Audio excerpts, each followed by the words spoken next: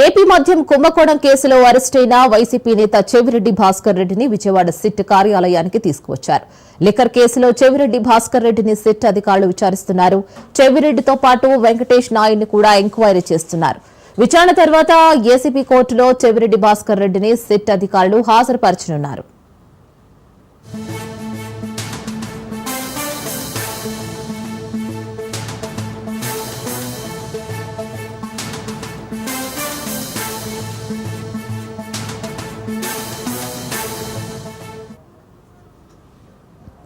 తెలంగాణ రాష్ట్రంలో BC reservation అమలు అనంతరమే స్థానిక సంస్థల ఎన్నికలు ప్రభుత్వం నిర్వహించాలని ఎమ్మెల్యే ధన్పాల్ సూర్యనారాయణ గుప్తా డిమాండ్ చేశారు. రైతు భరోసా కేవలం స్థానిక సంస్థల ఎన్నికల స్టంట్ అని, గత ప్రభుత్వంలో ఎన్నికల ముందు తన ఫోన్ కూడా ట్యాపింగ్ అయింది అని అనుమానం వ్యక్తం చేస్తున్న ఎమ్మెల్యే ధన్పాల్ సూర్యనారాయణ గుప్తాతో మా ప్రతినిధి Raju face to face. BJP MLA Dhanpal Suryanarayana Gupta గారు ఉన్నారు.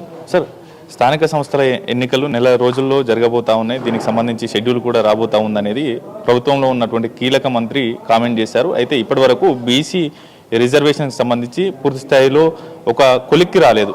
దీన్ని ఎట్లా చూస్తారు ఏంటి? తెలంగాణ ప్రభుత్వం కులగణన చేపట్టి ఎప్పుడు లేని విధంగా మేము పారదర్శకంగా కులగణన చేపట్టినాం.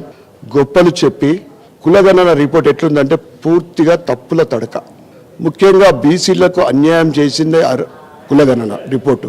51% ఉన్న బీసీ రిజర్వేషన్ని 42% అంటే బీసీలు తగ్గిపోయిందని నేను అడుగుతా ఉన్నా. తప్పకుండా స్థానిక ఎన్నికల్లో 42% బీసీ రిజర్వేషన్ మేము అమలు చేస్తామని ఇచ్చిన హామీని కట్టుబడి మీరు దాన్ని అమలు చేసిన తర్వాతనే స్థానిక ఎన్నికలకు వెళ్ళాలని నేను కాంగ్రెస్ ప్రభుత్వాన్ని డిమాండ్ చేస్తా ఉన్నా. అదేవిధంగా స్థానిక ఎన్నికల్ని దృష్టిలో పెట్టుకొని అనేక కొత్త స్కీమ్లు చెప్తా ఉన్నారు. అంటే 6 గ్యారంటీలు, డిక్లరేషన్లు, 420 హామీలన్నీ మర్చిపోయి కేవలం స్థానిక ఎన్నికల్ని దృష్టిలో పెట్టుకొని ప్రజలని మభ్యపెడతా ఉన్నారు.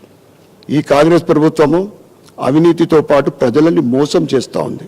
అప్పటి బీఆర్ఎస్ ప్రభుత్వము అవినీతితో పాటు అహంకారం అయితే, ఈ ప్రభుత్వము అవినీతితో పాటు మోసపూరిత ప్రభుత్వం. ఇది ఇచ్చిన హామీ ఒక్కటి కూడా అమలు చేయక కొత్త హామీలు ఇస్తూ ఉంది.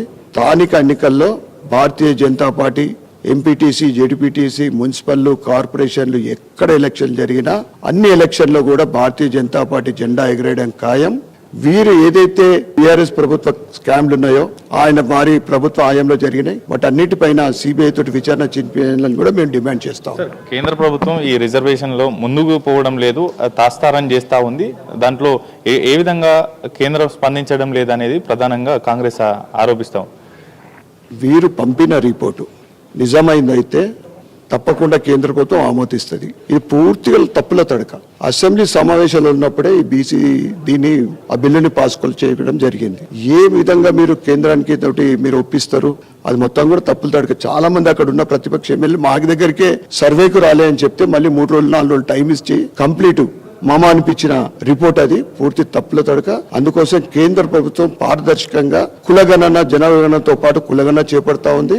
1931 తర్వాత మొట్టమొదటిసారి ఆ కులగణన పారదర్శకంగా ఎక్కడ ఎటువంటి గ్యాప్ లేకుండా కులగణన చేపడతా ఉంది కేంద్ర ప్రభుత్వానికి. దానికి నరేంద్ర మోడీ గారికి మేము ధన్యవాదాలు చెప్తాం. Thank you so much sir. ఇది ఓవరాల్ గా ఎమ్మెల్యే ధన్పాల్ సూర్యనారాయణ గారు చెప్తున్న మాట. ప్రధానంగా రేవంత్ రెడ్డి సర్కార్ ఈ 7.5 పాలనలో పూర్తిగా విఫలమైందని, ఇచ్చినటువంటి 6 హామీలు అమలు చేయడంలో పూర్తిగా విఫలమైందనేది పదే చెప్తున్నటువంటి పరిస్థితి ఉంది. కాళేశ్వరం కమిషన్కు కాదు, పూర్తి స్థాయిలో కాళేశ్వరం విచారణను సిబిఐకి అప్పగించాలి. దాంతోపాటుగానే ఫోన్ ట్యాపింగ్ వ్యవహారాన్ని కూడా సిబిఐకి అప్పగించాలనేటటువంటిది కూడా వారు చేస్తున్నటువంటి ప్రధాన డిమాండ్గా కనిపిస్తోంది. కెమెరా పర్సన్ భరత్తో రాజు, రాజ్ న్యూస్, హైదరాబాద్.